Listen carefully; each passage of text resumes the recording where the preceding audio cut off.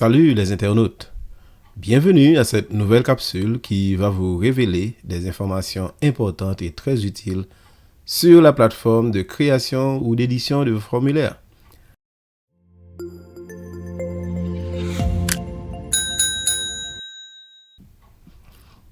Par la suite, rendons-nous à la barre verticale.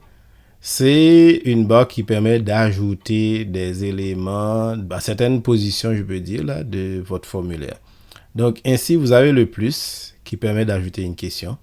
Donc, quand je clique sur plus, automatiquement, comme vous le voyez, j'ai une question que j'ajoute. Donc, et quand j'ajoute la question, donc j'ai la possibilité de le convertir à un autre type de question qui peut être choix multiple, case à cocher, ça peut être paragraphe, comme vous le voyez. Donc, dépendamment de la question que je choisis, donc, il va avoir un changement. Maintenant, je peux aussi importer un fichier dans une question, c'est-à-dire que la personne pourra lire et visualiser avant de répondre. Ça peut être un texte biblique que vous insérez ou un autre texte que vous insérez pour que la personne puisse répondre à la question posée. Maintenant, il y a d'autres types de questions que vous pouvez choisir, donc vous pourrez les explorer au besoin. Maintenant, par la suite, on peut aussi importer des questions. C'est-à-dire que si vous avez des questions à partir de votre Google Drive, vous pouvez aller les chercher et importer des questions à partir, par exemple, à partir de formulaires existants. Ça peut être des questions qui sont déjà dans un autre formulaire. Vous pouvez les importer. Ou vous pouvez également aller chercher dans votre Google Drive, aller chercher d'autres questions qui sont insérées dans votre formulaire ou des questions qui ont été d'un formulaire qui a été partagé avec vous. Parce que vous pouvez également partager vos formulaires. Maintenant, vous pouvez également ajouter une section texte. Si je l'ajoute ici, vous voyez comme vous le voyez, donc j'ai une section texte ici qui apparaît où je peux inscrire un titre et une description. Vous pouvez également ajouter une image et puis vous choisissez par exemple, si je le prends à partir de Google Images, je cherche une image église, je tape n'importe quoi là. Et puis, je tape église. Puis, quand je trouve église, je peux dire, bon, ok, donc j'insère une image. Puis, automatiquement, l'image sera insérée dans une section du formulaire. Donc, vous pouvez également insérer une vidéo.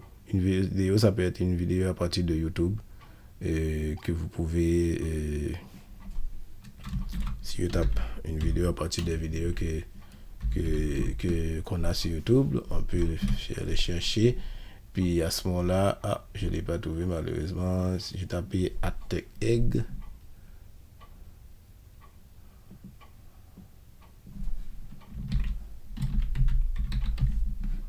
comme vous le voyez, je tape @techegg et ceci me permet d'inclure une vidéo qu'on a déjà créé sur YouTube et ainsi comme vous le voyez, vous avez la vidéo, vous pouvez même l'ajuster comme vous le voulez. Donc vous pouvez également ajouter une autre section et cette partie est très importante parce que ceci vous permet de catégoriser vos rubriques de questions. Comme vous le voyez, automatiquement j'ai une section rubrique 2 sur 2 et si je vais en haut, je vais voir ce que c'est écrit rubrique 1 sur 2.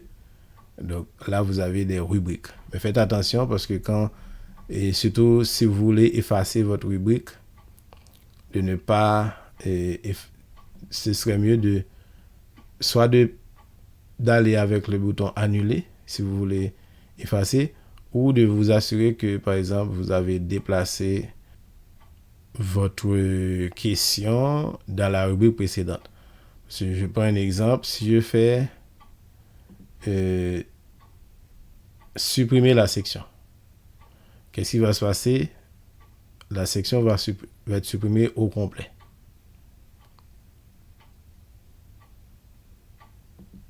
Vous voyez? Donc, à ce moment-là, si je veux récupérer, je dois faire marche arrière.